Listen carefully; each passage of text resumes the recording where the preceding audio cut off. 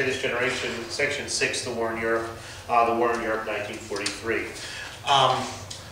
We have to take a bit of time out to talk about some politics, international politics. The Casablanca Conference. Early in 1943, Churchill and FDR meet in Morocco, in the city of Marrakech. And this is a picture from that meeting. It was the first time since they had met before the Americans joined the war with the Atlantic Charter to discuss future operations of the war and the post-war world.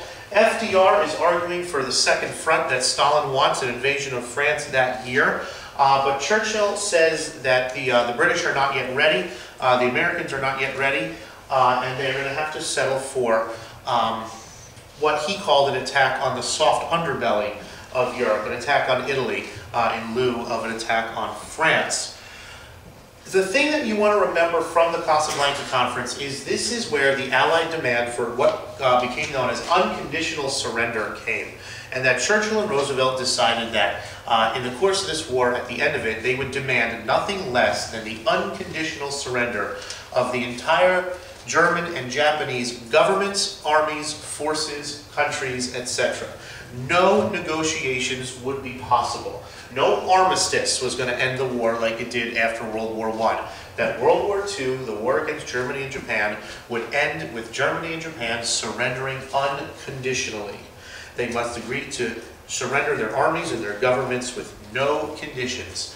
They're afraid of a stab in the back myth coming after this war, like Hitler used the armistice to kind of make himself popular before World War II, and they want the Japanese and the Germans to know that they have been fully and decisively defeated. They want a hand in running those countries, both Germany and Japan, so that free institutions and democracy can take root.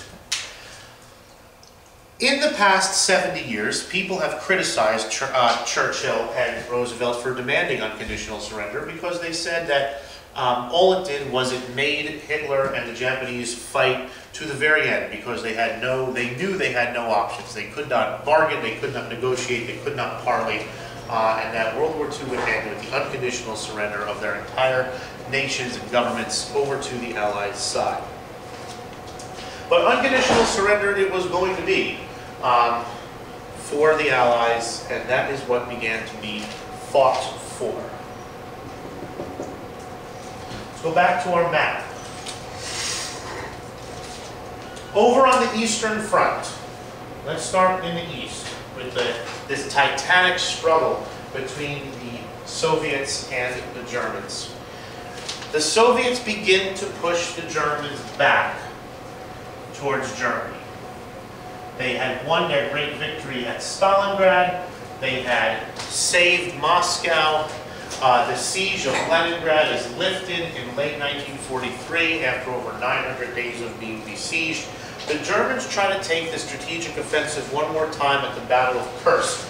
And Kursk is right around here. It's a small little town in the Soviet Union. The Battle of Kursk is the largest tank battle in all of history. And here's just a look. These are the two main tanks used by this is a Russian Soviet T-34 tank, and this is a German Mark IV Panzer.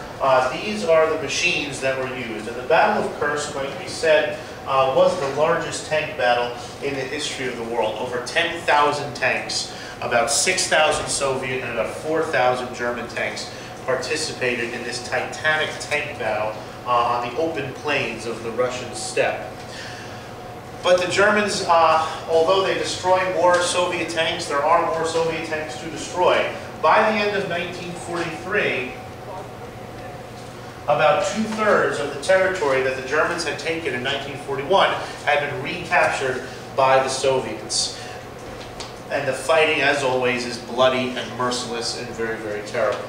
Stalin is still begging the Allies to invade France and open up a second front to take the pressure off of his armies.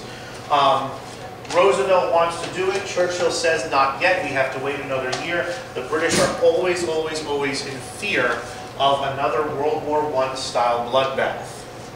So what is going on the Western Front here? Over on the Western Front, we have this British advance in North Africa from Egypt, and American advance in North Africa from Algeria. And it's sort of kind of getting a little bit bogged down that they're trying to push the Germans out of North Africa.